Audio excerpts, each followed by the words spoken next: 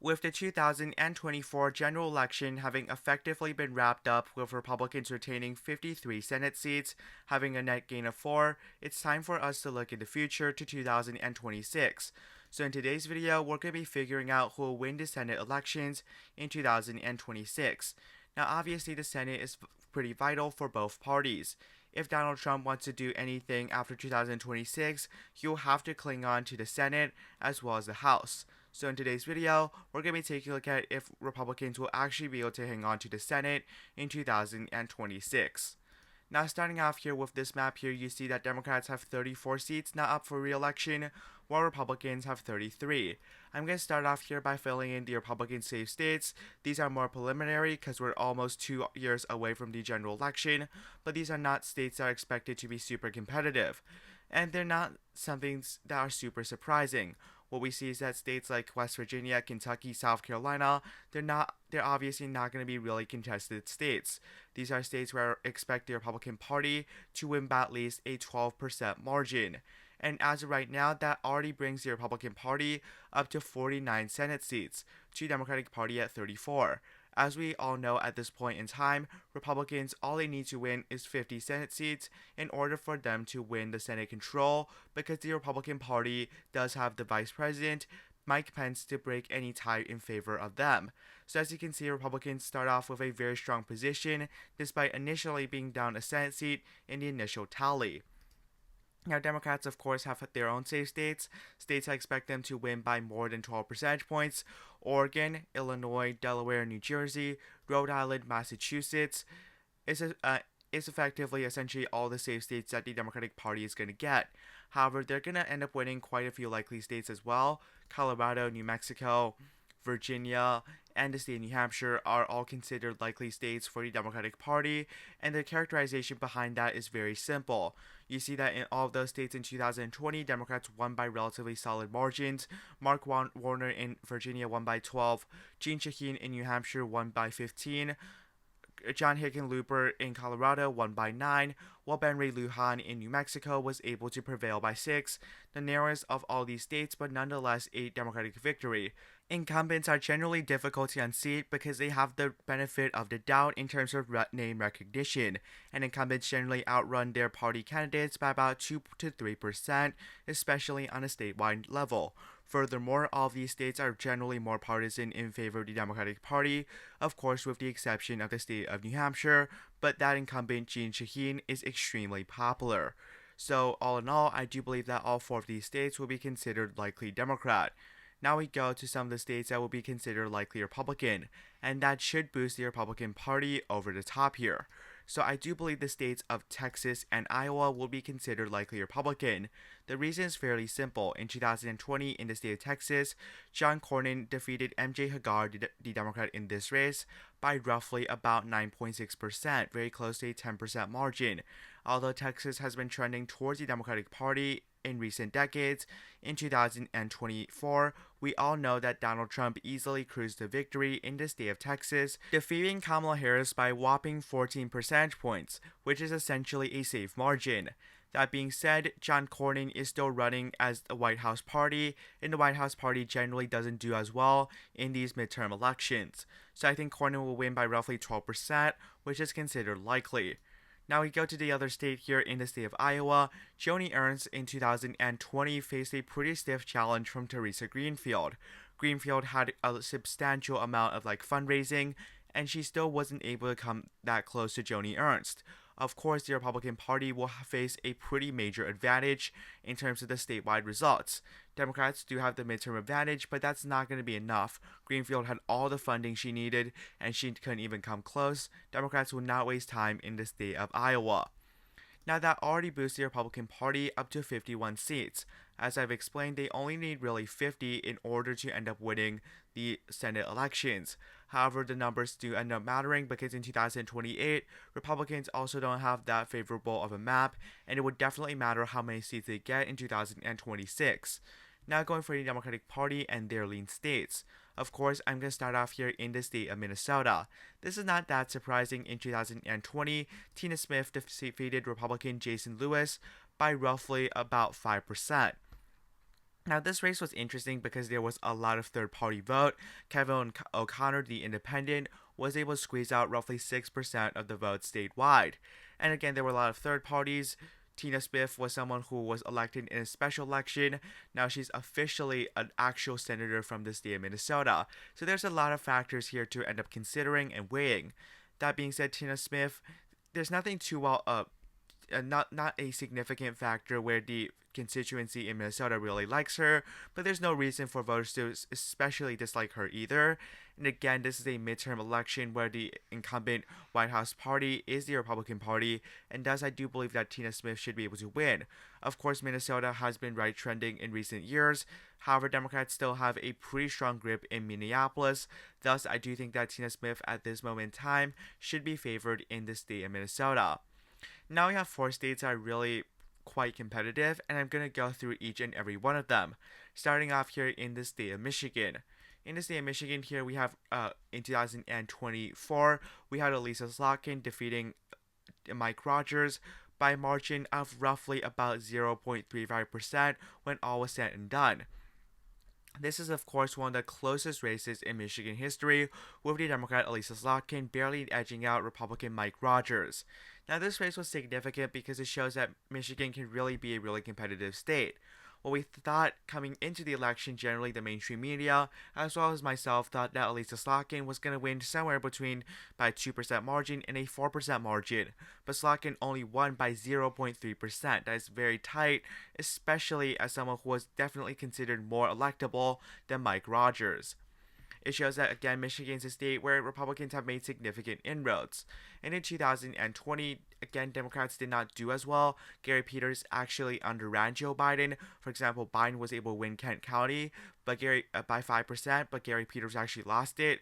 You saw in Wayne County, Gary Peters underran Joe Biden by almost 2%, and Democrats have seen some slippage in the rural areas, as well as areas like Wayne County. That being said, again, the incumbency factor, especially if you're a long-term incumbent, does end up boosting you a little bit. What we saw with Pennsylvania in 2024, you could argue kind of counters that argument because of the fact that, again, Bob Casey, a 3-term incumbent, very well-known quantity in the state of Pennsylvania, still ended up losing re-election. That being said, incumbency does matter in a statewide office, and Gary Peters, especially in a year where he's not the White House party, you're probably going to see him win by a tilt margin. It's going to be a close race, but I think that Gary Peters has a narrow advantage there. Now we go to the state of Maine. Maine results are far more complicated. First off, Maine actually does have ranked choice voting, which means that if neither candidate gets over 50%, there's a ranked choice round. However, it does look like that Susan Collins should be able to hang on. The reason is very simple. In 2020, it was a presidential election year, yet Susan Collins was still able to hang on, at least in the first round, by 8.6%. That's an extremely significant margin, especially for a Republican in the state of Maine, when Joe Biden actually won the state by close to 10%. Maine has been shifting more and more towards the Republican Party, which should help Susan Collins, and she's definitely very moderate. Now, there is an argument for the Democratic Party that they're able to nominate a pretty good candidate and argue that because partisan politics is so significant these days that, having a Republican who votes with the Republican Party 50% of the time could be hurtful for the Democratic agenda. They could perhaps prevail. That being said, again, Susan Collins is very well known. She's pretty well liked in the state of Maine. Her approval rating is through the roof. And again, 2020 seemed to be a perfect opportunity for Democrats. They spent tens and tens of millions on Sarah Gideon, and she didn't even come close in the state of Maine. So I have to say this is probably going to be a lean Republican state. I think Susan Collins, because of partisan politics, won't win by that large of a margin. For example, in 2014, she was able to win re-election by over 20%. That's not going to happen in 2026, but what will happen is that Maine will still go for the Republican Party. Now we go to 2 final states here, the states of North Carolina and Georgia, which are probably the most competitive. Starting off here in North Carolina. So in 2020 here, this was a widely contested race, and a race where most people believed that Cal Cunningham, the Democrat, was going to prevail in. Now obviously that did not happen. Instead, Tom Tillis narrowly defeated Cal Cunningham by roughly 1.7%, probably because of the scandals Cunningham has. Ultimately, who wins the state of North Carolina will come down to 3 important factors. Firstly, and probably most importantly, what is the national environment in 2026? Will it be a Republican kind of blowout where Trump does really well in his first 2 years in his second term, or does the Democratic Party end up finding a way to have a massive blue wave that would be suggested by tradition and thus giving the Democratic Party a significant boost? The second factor to consider is the Democratic nominee for this Senate race. Will it be someone like Roy Cooper, who is much more popular, or would it be someone who is pretty not very well known, or someone who could perhaps be scandal plagued, just like Cal Cunningham? And the third factor is, how does voters consider incumbency?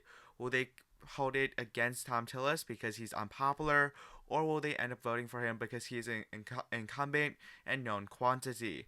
Now, these are answers that are really these are questions that are really hard to answer at this moment in time. But I do believe at this point in time, I would still have Thom Tillis as the narrow favored. The reason for that is pretty simple. He was actually able to win re-election by 1.8%, which isn't all that bad. Additionally, you know that the Democratic support in 2024 North Carolina did seem to slip a little bit, especially into the rural black areas up here, as well as the panhandle part of North Carolina around Buncombe County. You saw Democratic slippage in the rural areas. Now, Democrats will have some room of improvement, especially around Charlotte or Mecklenburg County and around the Raleigh suburbs. However, it's still going to be difficult, in my opinion, to make up a tens of thousands of vote gap, or in North Carolina's case in 2020, Tillis defeated Cunningham by more than 100,000 votes. I think it's still going to be difficult for Democrats to make up that gap. Not saying they couldn't, but rather that it's still going to be somewhat difficult. So the state of North Carolina at this moment in time will still be considered a state that will be tilting towards the Republican Party. I'm not sure, but I think that Tillis is still the favored at this moment in time. Now finally we go to the state of Georgia. If you look at the state of Georgia here in 2020, you saw that Democrats actually did not do too well in the first round. You saw that David Perdue was able to win 49.7% of the vote against Jon Ossoff in the first round at 47.9%. However, Ossoff did admirably well in the runoff, defeating Perdue by roughly 1.2% or over 50,000 votes. Now, the big question in the state of Georgia would, of course, be the Atlanta suburbs. How well did they turn out for for the Democratic Party, specifically for Jon Ossoff? Now, of course, this race also depends on the similar factors as the state of North Carolina. Jon Ossoff is a moderately popular / unpopular incumbent. He's not that well known. He's not in the mainstream media a lot, and he doesn't face a lot of criticism or a lot of praise. So this race will ultimately probably be decided again on the national environment. Now, I think that in the state of Georgia, just like what happened in both races in 2020 and in 2022 with Raphael Warnock, I think this race will probably end up going to a runoff, assuming there is a third-party candidate. And again, the runoff is very unpredictable. But I personally think that in the eventual result of this race, I still think that Jon Ossoff is the favored. The reason is ultimately very simple. It's simply the fact that Georgia has been trending blue. Now, obviously, we know that Kamala Harris lost the state of Georgia by over 2%. However, she did so poorly in the national popular vote. She ended up underperforming Joe Biden's popular vote numbers by 6%. Compare that with a 2.5% shift for the Republican Party in the state of Georgia, you can see that the state of Georgia is actually still trending towards the Democratic Party, despite the numbers in 2024. Kamala Harris just did poorly nationwide. She actually did comparatively pretty okay for Georgia. Additionally, Democrats definitely have seen some pretty significant shifts in the Atlanta suburbs, and turnout has been pretty much through the roof in Georgia, and generally higher turnout does favor Democrats because it shows higher minority voter enthusiasm. While Kamala Harris did not do super well in the immediate suburbs around Atlanta, there are some promising signs for Democrats in the exurbs a layer essentially away from the actual Atlanta immediate urban region. For example, in Fayette County, this was a county that voted for Trump by 8 in 2020. It voted for Trump by just 3 in 2024. We look at Spalding County, this was a 61 to 38 Trump County. It went down to about 58 to 41 Trump County in 2024. So there are Democratic gains in these areas, and Jon Ossoff is the incumbent. He's also not going to be the White House party, and all those factors make me believe that Jon Ossoff is going to be favored in the state of Georgia, which leaves us with the exact map as we have in 2024. I don't think there's going to be a single flip as of right now. Now, obviously, this prediction could and should be taken with a grain of salt. The big thing we don't really know right now are essentially what the national environment is going to be in 2026, and that would be crucial. If Democrats see a wave like they did in 2018, where Democrats are really doing quite well, then of course you're going to see states like North Carolina and potentially Maine flipping Republican. In contrast, if Trump has a really successful first 2 years back in his presidential office, what you're going to see is potentially states like Michigan, Georgia, and even Minnesota flipping towards the Republican Party. That being said, we can certainly draw one conclusion. The Republican Party is heavily favored to win the Senate. The reason is very simple. Republicans, all they need is 50 seats, and they have the majority. Period. That's because, of course, J.D. Vance is going to break any tie in favor of the Republican Party. Thus, when Republicans actually get all of their safe states, they're already at 49 seats. They just have to win one seat out of the states of like Texas and Iowa, which is almost certainly going to go for the Republican Party, and states like North Carolina, Maine, which are favoring Republican, or even win one of the states like Michigan, Georgia, and Minnesota, and they're already at 50 seats. Democrats will have to pick up all of the states that are really competitive and pick up states like Texas and Iowa in order to be in the Senate majority. That being said, there are certainly still uncertain variables. You could see another competitive Senate race, for example, in a state like Nebraska, in a state like Kansas, or something like that, if Democrats are able to find a good candidate on their side, like Dan Osborne in 2020. In 2024, when we saw it in that Senate race, which he was actually able to give Republican Senator Deb Fischer a run for her money. That was a competitive race, but even then, Osborne didn't even come all that close to winning, and ultimately, Republicans are still the heavy favorites to win the Senate. I'm pretty confident, with about 95% confidence, that the Republicans will retain the Senate in 2026. So thank you so much for watching today's video. Be sure to like and subscribe to my YouTube channel so that you can find more election coverage as well as future predictions. Thank you so much for watching. Have a nice day. Goodbye.